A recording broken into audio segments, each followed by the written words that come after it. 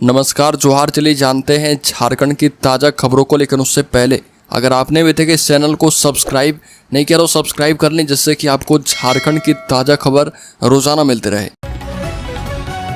सबसे पहली खबर, झारखंड में घाटशिला विधानसभा उपचुनाव की तैयारी शुरू।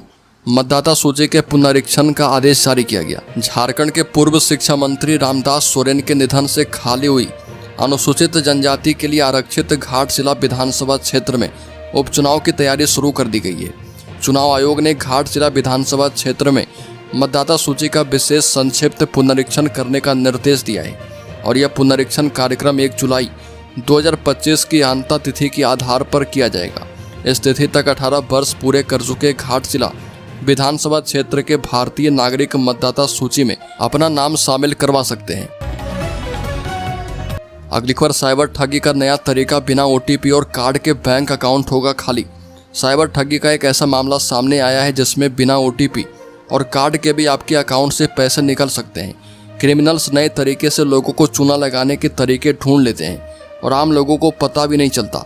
झारखंड से एक ऐसा ही मामला सामने आया जहां पर एक बुजुर्ग महिला के अकाउंट से 10,000 रुपये निकाले गए। रिपोर्ट के मुताबिक झारखंड के गढ़वा जिले में PM किसान योजना का लाभ दिलवाने के नाम पर ठगों ने महिला की आंखों को स्कैन करके अकाउंट से करीब 10,000 रुपये निकाल लिए।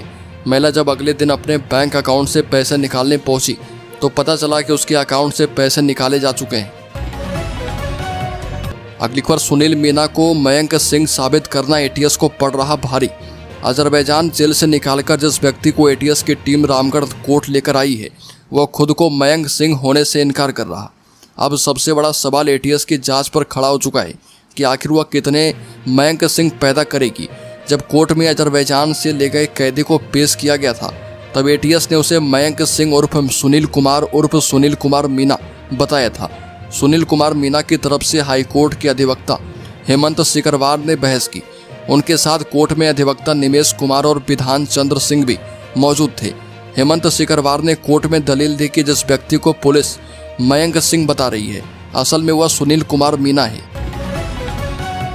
अगली खबर, भूमियार समाज ने भव्य तीज महोत्सव का किया आयोजन। रांची के भूमियार समाज की ओर से हरितालिका तीज महोत्सव का आयोजन बड़े ही धूमधाम और पारंपरिक उल्लास के साथ किया गया। यह भव्य आयोजन मंगलम चेसायार होम रोड बरियातू रांची में किया गया, जिसमें समाज की सैकड़ों महिलाएं पारंपरिक परिधानों में सम्मिलित होकर इस पावन पर्व की शोभा बनी। महोत्सव के दौरान महिलाओं ने पारंपरिक नृत्य, गीत संगीत एवं विविध सांस्कृतिक प्रस्तुतियों में भाग लिया।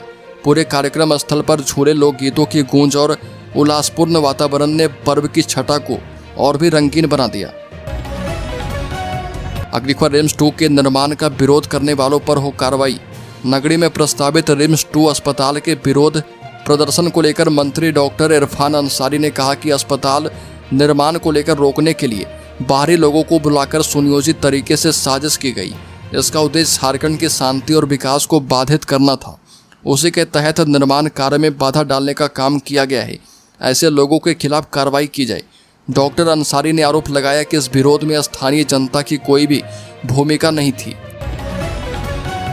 अगली खबर, झारखंड मुक्ति मोर्चा ने कहा कि सूर्या हांसदा शार्प शूटर था। बता दें कि झारखंड मुक्ति मोर्चा के विधायक हेमलाल मुर्मू ने कहा कि सूर्या हांसदा पर कई आपराधिक मामले दर्ज थे और वह एक शार्प शूटर के रूप में कुख्यात था। हेमलाल मुर्मू शाम पार्टी के केंद्रीय कैंप कार्यालय में मीडिया से बातचीत कर रहे थे। उन्होंने कहा कि सूर्या का संथाल परगना में आतंक था। उसके आपराधिक रिकॉर्ड रहने के बावजूद कई राजनीतिक दलों ने उसे टिकट दिया। यहाँ तक कि लोबिन हेम्ब्रम भी उसके क्षेत्र में जाने से कतराते थे। अगली खबर, बोकारो हवाई अड्डे का नाम दिसोम गुरु शिबू सोरेन के नाम पर रखने की मांग। झारखंड मुक्ति मोर्चा बोकारो जिला अध्यक्ष रतनलाल मांझी एवं बोकारो महानगर के अध्यक्ष मंटू कुमार यादव ने बोकारो हवाई अड्डे का नामकरण दिसोम गुरु शिबू सोरेन हवाई अड्डा करने की मांग की। दोनों नेताओं ने रांची में चल रहे अनुपूरक बजट सत्र के दौरान मुख्यमंत्री हेमंत सोरेन से मिलकर इससे संबंधित मांग पत्र सौंपा और कहा है कि बोकारो न केवल झारखंड की औद्योगिक नगरी है बल्कि यह दिसोम गुरु शिबू सोरेन की कर्म भूमि भी रही है। उन्होंने अपना पूरा जीवन समाज के उत्थान और आदिवासी के लिए समर्पित किया। अगली खबर, झारखंड में आदिवासी महिला की हत्या। झारखंड के पूर्वी सिंहभूम जिले में एक हैरान कर देने वाला मामला सामने आया। यहाँ पर एक व्यक्ति ने अपने ही पड़ोस में रहने वाली एक बुजुर्ग आदिवासी महिला की हत्या कर दी और उस पर जादू टोना का आरोप लगाया। पुलिस के एक अधिकारी ने घटना के बारे में जानकारी दी।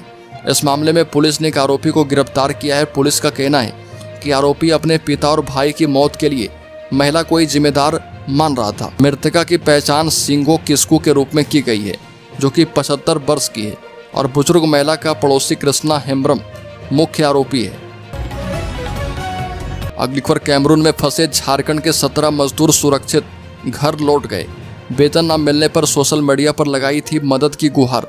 भारत सरकार के विदेश मंत्रालय के हस्तक्षेप के बाद अफ्रीकी देश कैमरून में फंसे झारखंड के 19 में से 17 मजदूरों की सुरक्षित स्वदेश वापसी हो गई है। ये मजदूर बोकारो और हजारीबाग जिले के रहने वाले हैं। बताया गया कि 2 अन्य मजदूरों की वापसी 26 अगस्त को होगी और ये मजदूर एक एजेंसी के जरिए कैमरून में बिजली ट्रांसमिशन का काम करने वाली ट्रांसरेल लाइटिंग लिमिटेड कंपनी में मजदूरी करने लेकर जाए गए थे। इस कंपनी ने उनका 4 महीने का वेतन रोक कर रखा था। अगली खबर, अनुदान संबंधित उपयोगिता प्रमाण पत्र जमा करने में विफल रहा झारखंड। भारत के नियंत्रक एवं महालेखा परीक्षक कैग ने झारखंड सरकार पर टिप्पणी करते हुए कहा कि राज्य प्रशासन 1,33,000 करोड़ रुपए की अनुदान राशि के उपयोग का प्रमाण पत्र जमा करने में विफल साबित हुआ। झारखंड विधानसभा में पेश की गई रिपोर्ट के मुताबिक 31 मार्च 2024 तक कुल 47,367 उपयोग प्रमाण पत्र लंबित थे।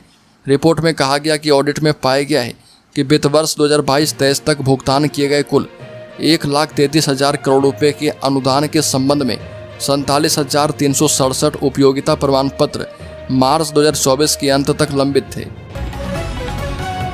अगली खबर, राज्य में कम हुए जंगल और वन्य जीव विलुप्ति के कगार पर पहुंचे बाघ। राज्य के वृक्षों वाले वन क्षेत्र और वन्य जीव की संख्या में कमी दर्ज की गई। विधानसभा में पेश की गई महालेखाकार की रिपोर्ट में वर्ष 2017 से 2021 के बीच फॉरेस्ट लैंड में कमी होने के तथ्यों को उजागर किया गया है। यह भी कहा कि झारखंड में वन और वन्य जीव संरक्षण की योजनाओं में गंभीर लापरवाही हुई है। यदि समय रहते ठोस कदम नहीं उठाए गए तो वन्य जीव और विशेषकर बाघों की प्रजाति विलुप्त हो जाएगी। रिपोर्ट में बताया गया कि वर्ष 2017 के मुकाबले वर्ष 2021 में वृक्षों वाले वन क्षेत्र में 2.60% की कमी पाई गई है। अगली खबर, झारखंड में बारिश से नहीं मिलेगी राहत। 31 अगस्त तक वर्षा वज्रपात का येलो अलर्ट जारी। झारखंड को अभी मानसून की बारिश से राहत मिलने वाली नहीं है। गरज चमक के साथ 31 अगस्त तक वर्षा वज्रपात की चेतावनी मौसम विभाग की ओर से दी गई है। मौसम विभाग ने येलो अलर्ट भी जारी कर दिया है। भारत मौसम विज्ञान विभाग के रांची स्थित मौसम केंद्र ने कहा कि 26 से 28 अगस्त तक झारखंड में कहीं कहीं गर्जन और तेज हवाओं के साथ वज्रपात होने की संभावना है। मौसम विभाग ने झारखंड के लिए जारी मौसम की चेतावनी में कहा है कि 26 अगस्त, 27 अगस्त और 28 अगस्त को आंधी तूफान के साथ कहीं कहीं वर्षा और वज्रपात होगी। अगली खबर, रांची में स्मार्ट पुलिसिंग की ओर बढ़े कदम। राजधानी समेत पूरे झारखंड में पुलिसिंग को और भी अधिक मजबूत बनाने की दिशा में राज्य सरकार ने बड़ा निर्णय किया। अब झारखंड पुलिस के बेड़े में 3,000 से अधिक नए वाहनों की एंट्री होने जा रही है। इसमें एसयूवी, हाई स्पीड मोटरसाइकिल और स्कूटी शामिल होगी। सरकार का यह कदम न केवल पुलिस को त्वरित कार्रवाई करने के लिए सुनिश्चित करेगा, बल्कि ग्रामीण और शहरी दोनों ही क्षेत्र में अपराध नियंत्रण को और भी ज़्यादा सशक्त बनाया जाएगा। अगली खबर, राहुल गांधी की याचिका पर हाईकोर्ट में सुनवाई 2 सप्ताह के बाद होगी। अमित शाह पर की थी टिप्पणी। कांग्रेस नेता राहुल गांधी की चाईबासा कोर्ट में चल रहे मामले को रद्द करने की याचिका पर झारखंड हाईकोर्ट में 2 सप्ताह के बाद सुनवाई की जाएगी। सुनवाई के दौरान राहुल गांधी की ओर से समय देने का आग्रह किया गया, जिसे स्वीकार करते हुए कोर्ट ने 2 सप्ताह बाद सुनवाई निर्धारित की है। भाजपा के पूर्व अध्यक्ष अमित शाह पर प्रतिकूल टिप्पणी से जुड़ा ये मामला है। अगली खबर, झारखंड में खुलेंगे 2 नए चिड़ियाघर और टाइगर सफारी। मुख्य वन संरक्षक ने की घोषणा। झारखंड में वन्य जीव प्रेमियों और पर्यटकों के लिए एक बड़ी खुशखबरी है। राज्य को जल्दी 2 नए चिड़ियाघर और एक टाइगर सफारी की सौगात मिलने वाली है। प्रदेश सरकार ने गिरिडीह और दुमका में 2 नए चिड़ियाघर स्थापित करने का प्रस्ताव तैयार किया है। साथ ही पलामू टाइगर रिजर्व के पास एक भव्य टाइगर सफारी भी विकसित की जाएगी। ये महत्वपूर्ण घोषणा झारखंड के मुख्य वन संरक्षक एसआर नतेशा ने बिष्टुपुर स्थित सेंटर फॉर एक्सीलेंस में आयोजित एक उच्च स्तरीय कार्यशाला के उद्घाटन में कही है। अगली खबर, गंभीर बीमारियों की दवाओं को 0% स्लैब में रखने की अपील की गई। All India organisation of chemist and druggist और Jharkhand chemist and druggist association ने दवाओं पर टैक्स का बोझ घटाने की मांग उठाई। AICOD अध्यक्ष जे सिंधे और महासचिव राजीव सिंघल ने वित्त मंत्री एवं GST काउंसिल की चेयरपर्सन निर्मला सीतारमन से आग्रह किया है कि सभी दवाओं को 5% GST स्लैब में लाया जाए, जबकि कैंसर, किडनी, हृदय रोग और दुर्लभ बीमारी की जीवन रक्षक दवाओं को 0% GST में शामिल कर दिया जाए। अगली खबर, गुवाहाटी, त्रिवेंद्रम और इंदौर के लिए रांची से उड़ान भर पाएंगे यात्री। 1 सितंबर से शुरू की जाएगी सेवा। एयर इंडिया एक्सप्रेस ने अपनी फ्लाइट सेवा का विस्तार कर लिया है। अब भुवनेश्वर, विशाखापत्तनम, इंदौर, गुवाहाटी और त्रिवेंद्रम के लिए लोगों को रांची एयरपोर्ट से ही विमान सेवा मिलेगी। यह ट्रांजिट एयर सेवा 1 सितंबर से शुरू होगी। एयरपोर्ट डायरेक्टर RR मौर्य ने बताया कि रांची एयरपोर्ट से भुवनेश्वर के लिए उड़ान भरने वाला विमान, मुंबई, इंदौर के लिए उड़ान भरने वाला विमान, दिल्ली, गुवाहाटी के लिए बेंगलुरु और त्रिवेंद्रम के लिए बेंगलुरु होकर विमान उड़ेंगे। इन विमानों के शेड्यूल टाइम में भी थोड़ा बदलाव किया गया है। अगली खबर, धनबाद के बागमारा में कोयला कारोबारी पर हमला। धनबाद के बागमारा प्रखंड के मंदरा पंचायत की मुखिया ललिता देवी के पति शंकर बिलदार पर अपराधियों ने फायरिंग कर दी। घटना BCCL बरोरा क्षेत्रीय कार्यालय के समीप डुमरा फुलारी टाण सड़क पर घटी। बाइक सवार 3 अपराधियों ने शंकर पर लगातार गोलियां चलाई। इसमें एक गोली उनके पेट में और दूसरी पैर के अंगूठे में लगी। गोली लगने के बाद घायल शंकर किसी तरह भागकर बरोरा क्षेत्रीय कार्यालय के परिसर में पहुंचे और यहां पर मौजूद कर्मियों और गार्डों की मदद से उन्हें धनबाद स्थित SJS अस्पताल लेकर जाया गया। अगली खबर, झारखंड के शेयर होल्डर्स इन्वेस्टर्स के लिए भारत पर कल से 50% लगेगा अमेरिकी टैरिफ। US ने 25% एक्स्ट्रा टैक्स का नोटिफिकेशन जारी किया। रूस से तेल खरीदने की वजह से यह जुर्माना लगाया गया। अमेरिकी सरकार ने भारत से होने वाले आयात पर 25% एडिशनल टैरिफ लगाने वाला ऑफिशियल नोटिफिकेशन जारी कर दिया है। जुर्माने के तौर पर लगाया गया टैरिफ भारतीय समय के मुताबिक 27 अगस्त को सुबह 9:31 में लागू हो जाएगा।